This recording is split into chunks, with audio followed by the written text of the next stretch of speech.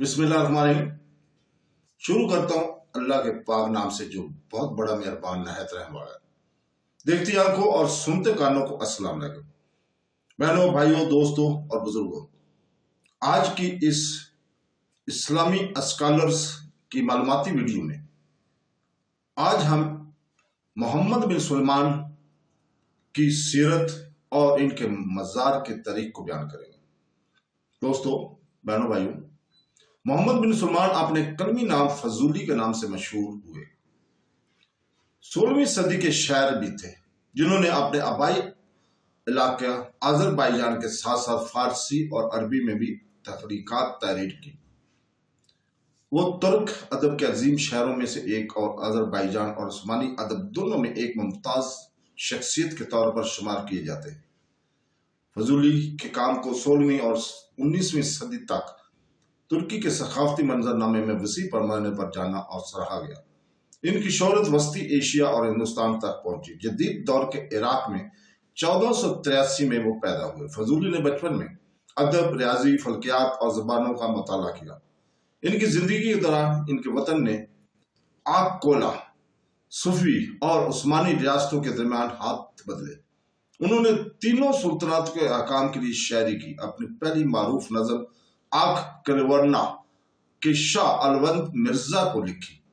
فضولی نے اپنی زیادہ تر شاعری عراق پر عثمانی حکومت کے دوران لکھی، اس لیے انہیں بعض اوقات عثمانی شاعر بھی کہا جاتا ہے۔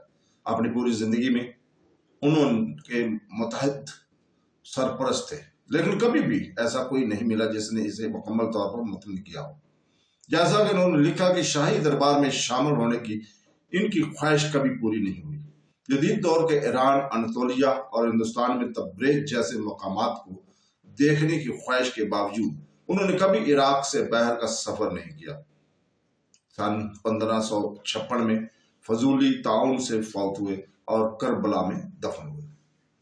فضولی اپنے آذربائیجان کے کاموں، خاص طور پر اپنے غزلوں، محبت کی نظم کی ایک شکل اور اس کے گیت کی نظم لیل کے لیے مشہور ہے، جو مشرق وسطیٰ کی المناک محبت کی کہانی کی تشریح کرتی ہے۔ انہوں نے آذربائیجان، فارسی اور ممکنہ طور پر عربی میں نظموں کے مجموعے لکھے۔ ان کے اسلوب کو اس جذبات کی شدت، اظہار اور صوفیانہ اشتعاروں اور علامتوں کے استعمال سے ممتاز قرار دیا گیا۔ ان کی شاعری میں فارسی شاعری جیسے نظام جامی اور حفیظ کے ساتھ ساتھ حبیبی اور نسمی جیسے آذربائیجانی شاعروں کے اثرات نظر آتے ہیں۔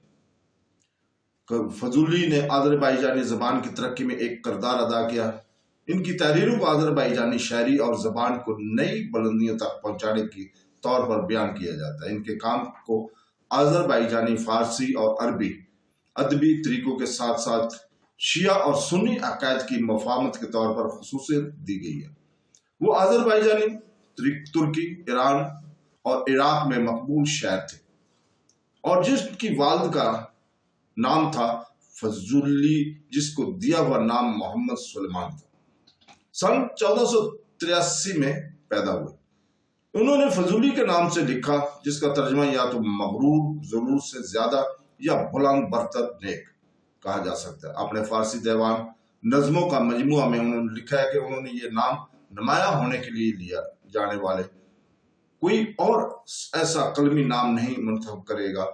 فضولی کی جوانی کے بارے میں بہت کم معلومات ہے۔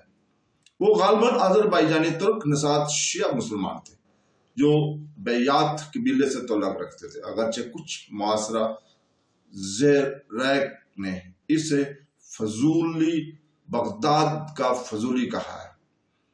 یہ بتاتے ہیں کہ اس شہر یا اس کے گردنواح میں پیدا ہوئے یا پڑھے لکھے۔ دوسرے ذرائع ان کے جائے پیدائش نجف، کربلا کے قریبی شہروں کا حوالہ دیتے ہیں۔ ان کے والد کے بارے میں بتایا گیا کہ وہ بلا میں ایک بار مفتی اسلامی فقہ تھے، جس سے اندازہ ہوتا ہے کہ فضولی کا تعلق ایک پڑھے لکھے گھرانے سے تھا۔ بچپن میں انہوں نے ادب، ریاضی، فلکیات اور زبانوں کا مطالعہ کیا تھا۔ اپنے آبائی علاقہ آذربائیجان کے علاوہ فارسی اور عربی بھی سیکھی۔ اسے بچپن سے ہی شاعری میں دلچسپی تھی۔ ان کی نظم سے یہ ظاہر ہوتا ہے کہ ان کی ابتدائی تحریک 15ویں صدی کے آخر میں آذربائیجانی شاعر حبیبی کے کاموں سے لی گئی تھی۔